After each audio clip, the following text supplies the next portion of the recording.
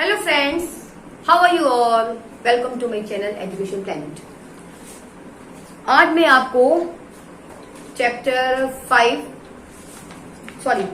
4 of class 8 materials, metal and non metals की exercise solve करके दिखाऊंगी, क्योंकि चैप्टर मैंने आपको पहले 2 वीडियो में कंप्लीट करवा दिया है। शायद आपको इसकी एक्सरसाइज सॉल्व करने प्रॉब्लम आ रही हो because schools are closed and teacher is not available to you. That's why I am doing this one. Okay, so let's solve exercise of NCERT book chapter 4 of class 8. First question, which of the following can be beaten into thin sheets? किनको हम पीट कर thin sheets में convert कर सकते हैं? Example है हमारे ऑप्शंस हैं zinc, phosphorus, sulphur and oxygen. मैंने आपको बताया था कि metals can be beaten into thin sheets, कि मेटल को हम पीट कर हैमर से थिन शीट्स में बदल सकते हैं। And this property is called malleability. तो यहां पर देखते हैं मेटल कौन है। Zinc is a metal.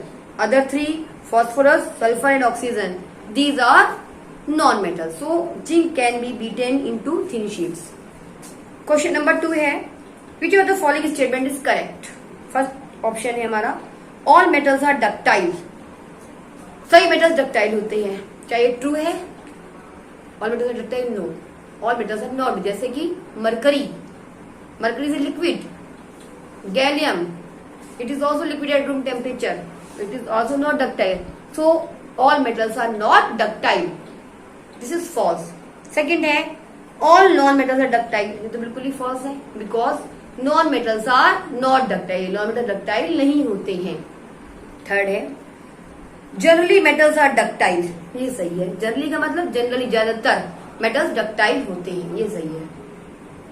Last है सब नॉन मेटल्स आर डक्टाइल। कुछ नॉन मेटल्स डक्टाइल है, ये फॉल्स है, जो कोई भी नॉन मेटल डक्टाइल नहीं होता है। तो हमारा ऑप्शन यहाँ पर करेक्ट है C, generally metals are ductile. Next है हमारा question number 3, fill in the blanks. First है phosphorus is a very blank non metal. Phosphorus क्या है? Very reactive non metal. जब इसको हम एयर में रखते हैं फॉस्फोरस को, तो it reacts very fast with atmospheric oxygen से ये रिएक्ट कर लेता है एंड कैच फायर, आग पकड़ के बर्न जलने लगता है with flame. So phosphorus is a very reactive non metal. Second है metals are blank conductors of heat and metals are क्या है? गुड कंडक्टर्स हैं of heat and electricity. Metals are good conductors of heat and electricity. Third option है iron is blank reactive than copper. आपको मैंने reactivity बताई थी, वहां पर आपने देखा होगा कि आयरन जो है, iron is more reactive than copper. Iron copper ज्यादा रिएक्टिव होता है। नेक्स्ट है metal reacts with acid to produce blank gas. बताया था मैंने आपको कि metals reacts with acid, metal reacts with acid क्या बनता है? To produce salt. और कौन सी गैस बाहर निकलती है? हाइड्रोजन गैस बाहर निकलती है। क्वेश्चन नंबर 4 है mark T for true and F for false. First option है generally non metal react with acids. Non metal acid से रिएक्ट करते हैं? No, non metal do not react with acid, so this is false. Second है sodium is a very reactive metal. ये आपको पता है कि sodium is a very reactive metal. It reacts vigorously with water, it is true.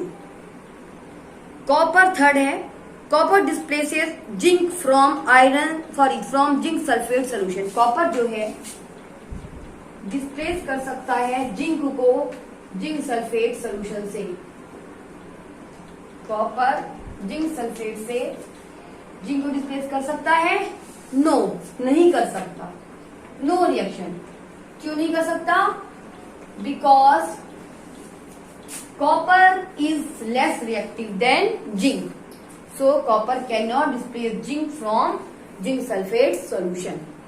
Next option है last D, coal can be drawn into wires. Coal की हम wire बना सकते हैं? No, because coal is a non metal and it is very brittle. Beat करने पर ही क्या होता है? ये टूट जाता है, तो it is also false. Next है question number 5, some properties are listed in the following table distinguish between metals and non metals on the basis of these properties. फिर प्रॉपर्टीज दी हुई हैं, हमें इन प्रॉपर्टीज की बेसिस पर मेटल्स और नॉन मेटल्स को भी डिफरेंस बताना है। ये क्वेश्चन बहुत इंपॉर्टेंट क्वेश्चन है। First is appearance. आप सबको पता है कि दिखावट में देखने मेटल्स कैसे होते हैं, हमारे लस्ट्रस होते हैं, शाइनी होते हैं, एंड नॉन मेटल्स क्या होते हैं, डल होते हैं, उनमें कोई शाइनिंग नहीं होती है। तो metals lustrous and non metals dull. Second property है हार्डनेस। सबको पता है आपको कि generally metals are hard and non metals क्या होते हैं, हमारे ब्रिटल होते हैं। दे आर सॉफ्ट, ब्रिटल होते हैं। ब्रिटल मतलब इजिली टूट जाते हैं, इजिली ब्रेक इनटू पीसेस। इस प्रॉपर्टी को हम बोलते हैं ब्रिटल, कि non metals are brittle. Next property है मैलिएबिलिटी। सबको मालूम है कि generally metals are malleable but non metals are non malleable, वो मैलिएबल नहीं होते हैं। नेक्स्ट प्रॉपर्टी है ductility.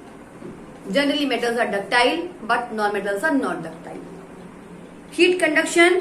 Generally metals are good conductor of heat but non metals are bad conductor of heat. Conduction of electricity. तो metals are good conductor of electricity but non metals are bad conductor of electricity except graphite. Graphite को छोड़ के कोई भी non metal electricity conduct नहीं करता है। Question number 6, give reasons for the following. के हमें रीजन बतानी है। Aluminium foils are used to wrap food items.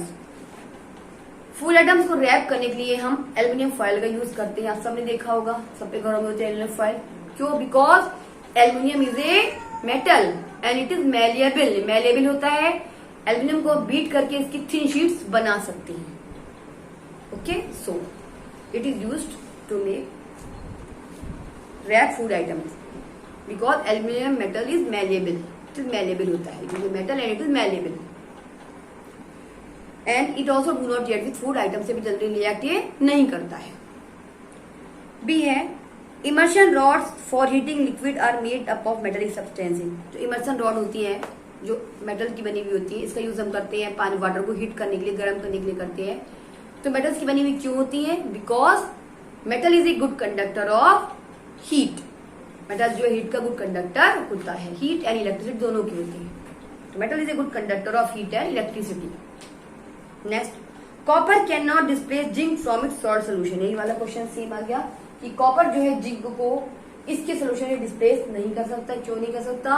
Because copper is less reactive than zinc. Next है sodium and potassium are stored in kerosene.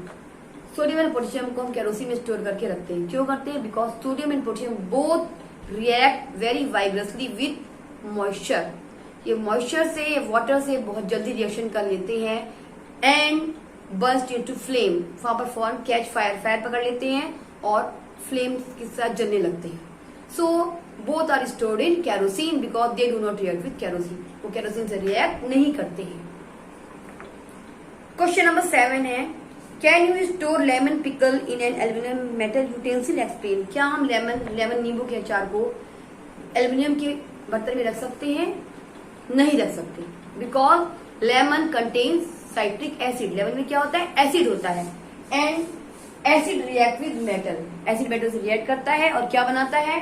Salt बनाता है और hydrogen gas बाहर निकलती है। So we can not store lemon pickle in aluminium utensil. Next है matching है, ये आप लोग कर लेंगे, इजी क्वेश्चन है ये कि गोल्ड की हम क्या बनाते हैं? ज्वेलरी बनाते हैं। आयरन की हम क्या बनाते हैं? मशीनरी बनाते हैं। एल्यूमिनियम का यूज करते हैं हम रैपिंग फूड में। कार्बन का यूज करते हैं हम यहाँ फ्यूल, जैसे कोयले में क्या होता है हमारा? कोयले में कार्बन होता है, इसका यूज हम करते हैं एज फ्यूल। कॉपर है use for making electrical wires. जो घरों में लगे होते हैं वायर्स कॉपर के बने होते हैं या एल्यूमिनियम के बने होते हैं। मरकरी यूज इन थर्मामीटर, ये सबको बताया। Question number 9 what happens when. ये रिएक्शन सॉल्व करनी है आपको।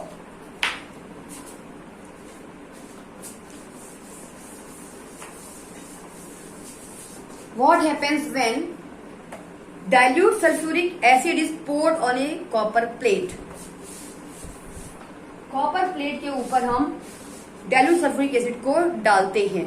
कॉपर मेटल है, copper is a metal, sulphuric acid is a acid. Acid नाम से लग रहा है, मैंने आपको बताया था। तो क्या होता है?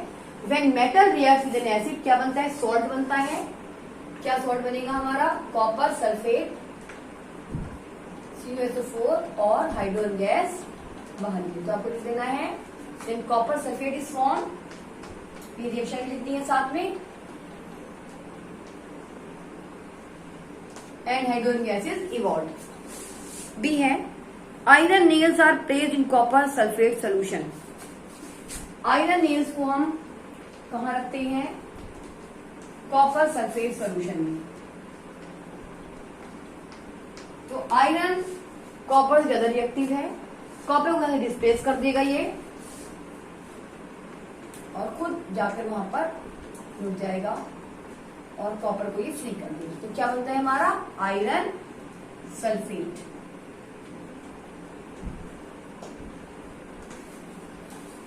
यहां पर हमें लिख दी वर्ड इक्वेशन।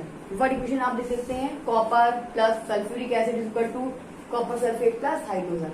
ऐसे यहाँ पर आयरन प्लस कॉपर वर्ड्स में लिख सकते हैं आप, iron plus copper sulphate is equal to iron sulphate plus copper.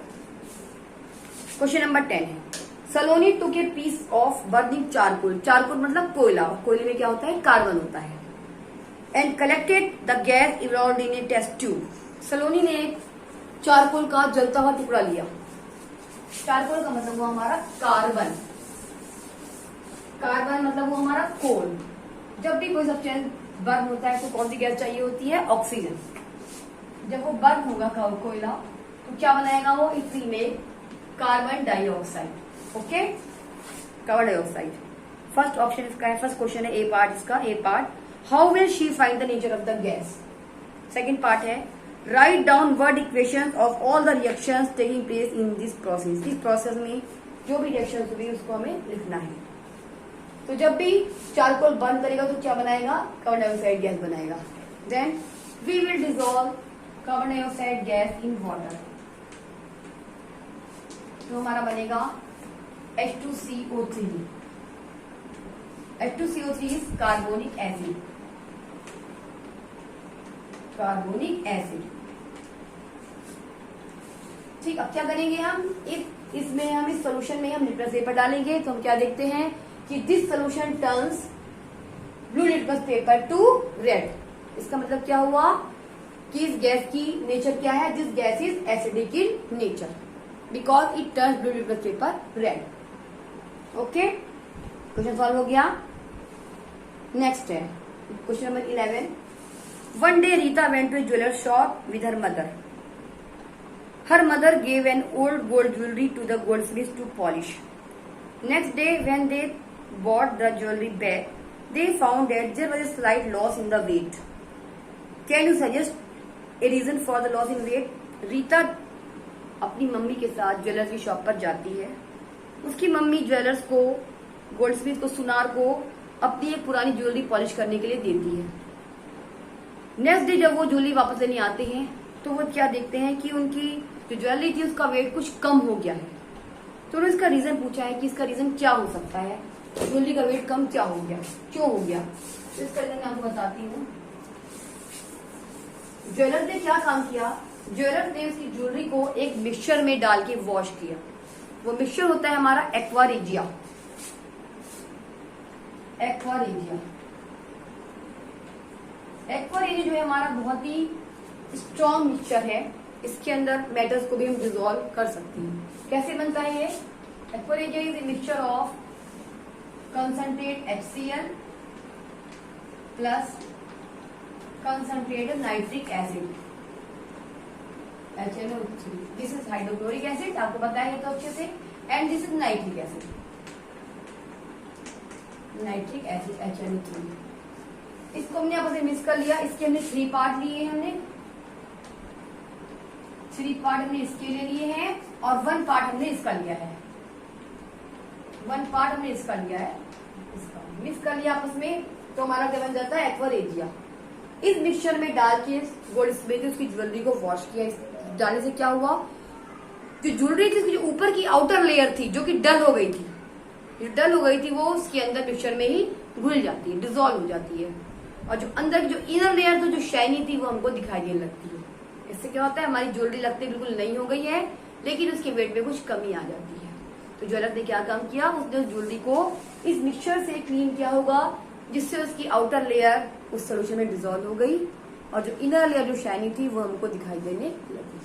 Okay, तो इस तरीके से आपका ये चैप्टर जो है कि एक्सरसाइज फिनिश हो गई है। अगर आपको अभी भी इसमें कोई प्रॉब्लम है तो आप मुझसे कमेंट सेक्शन में कमेंट करके पूछ सकते हैं। And please don't forget to like and subscribe my video. Thanks for watching my video. Have a good day.